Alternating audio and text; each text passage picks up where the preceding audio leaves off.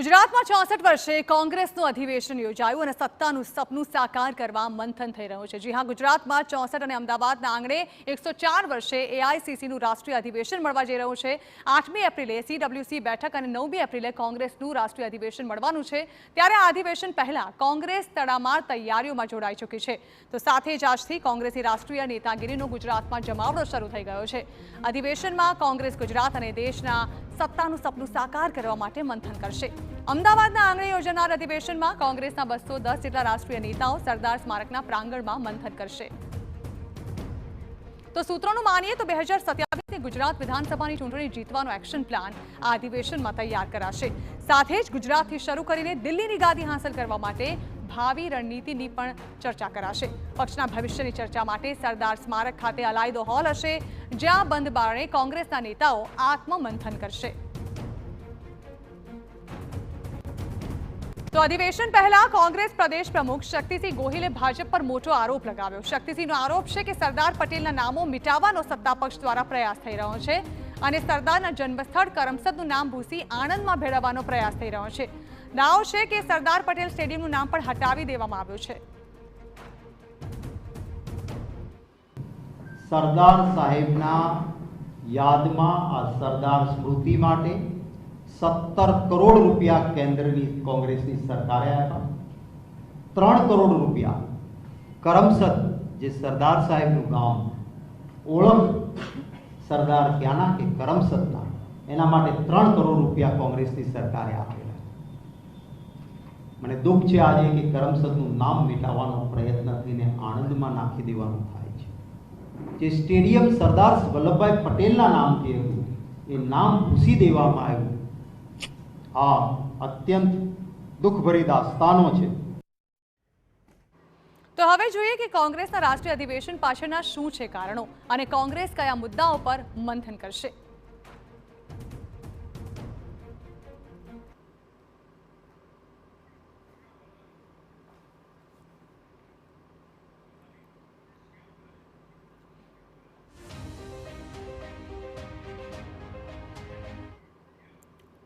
તો 64 વર્ષ બાદ કોંગ્રેસનું આ રાષ્ટ્રીય અધિવેશન જે યોજાઈ રહ્યું છે તેના પર સમગ્ર દારોમદાર હોય તેવી શક્યતાઓ છે। જો કે શા માટે અધિવેશનની તૈયારીઓ કરવામાં આવી છે અને શું રણનીતિ સાથે કોંગ્રેસ અધિવેશન યોજી રહ્યું છે તેના વિશે વાત કરીએ તો ગુજરાતમાં 3 દશકથી ભાજપની સરકાર છે। છેલ્લા 30 વર્ષથી ભાજપ એક રૂટ સત્તા પર છે અને ત્યારે હવે સત્તા વિહોણી કોંગ્રેસ પાર્ટીમાં આ અધિવેશન થકી પ્રાણ ફૂંકાય તેવી શક્યતાઓ કોંગ્રેસ જોઈ રહી છે અને તેને લઈને જ આ જે અધિવેશન યોજવામાં આવી રહ્યું છે તેની એક રૂપરેખા તૈયાર કરાશે।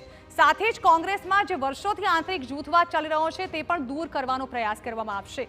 સત્તા પર કોંગ્રેસ નથી એટલે કોઈ પદ પણ નથી આપી શકતી, તેને કારણે કોંગ્રેસમાં જ અંદરખાને નેતાઓ જે છે તે બાખડે છે। નિરાશ કાર્યકરોને ફરી સક્રિય કરવામાં આવશે।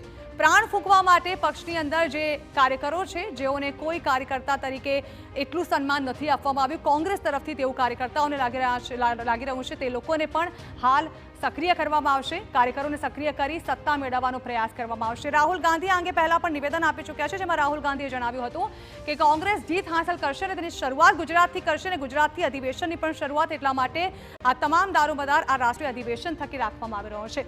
હવે જે પ્રકારે રણનીતિ તૈયાર કરવામાં આવશે અને કોંગ્રેસનું જે મોટા માથાઓ છે તે ગુજરાતમાં આવશે, ત્યારે કોંગ્રેસમાં ગુજરાત કોંગ્રેસ થકી એક પ્રાણ ફૂંકવાની ચોક્કસથી કોશિશ કરવામાં આવશે।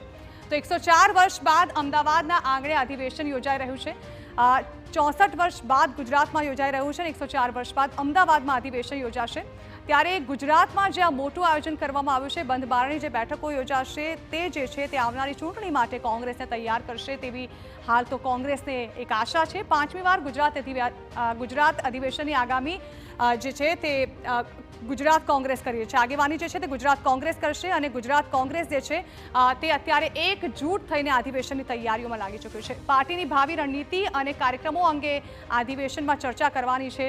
અધિવેશન દ્વારા ગુજરાત કોંગ્રેસને એકજૂટ કરવામાં આવશે, તમામ નેતાઓને એકત્ર કરવામાં આવશે અને જે કોંગ્રેસના મોટા માથાઓ જે છે તે પણ ગુજરાતમાં આવશે। એટલા માટે હવે જે ગુજરાત કોંગ્રેસના નેતાઓ છે તેના થકી રાષ્ટ્રીય અધિવેશન થકી આખી એક કોંગ્રેસને દેશમાં ઊભી કરવાનો પ્રયત્ન કરશે।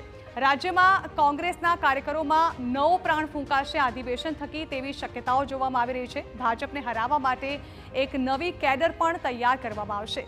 અને ગુજરાતમાં જે હાર થઈ છે તેના કારણો પર કોંગ્રેસ મંથન કરશે। લોકસભામાં ભલે એક બેઠક પર બાજી મારી હોય, પરંતુ વિધાનસભામાં જે પરિસ્થિતિ હતી તેને પહોંચી વળવા માટે અને કઈ રીતે હવે કોંગ્રેસ જીત તરફ પ્રયાણ કરી શકે તે માટે અધિવેશનમાં તૈયારીઓ કરવામાં આવશે અને રણનીતિ પર ચર્ચા કરવામાં આવશે।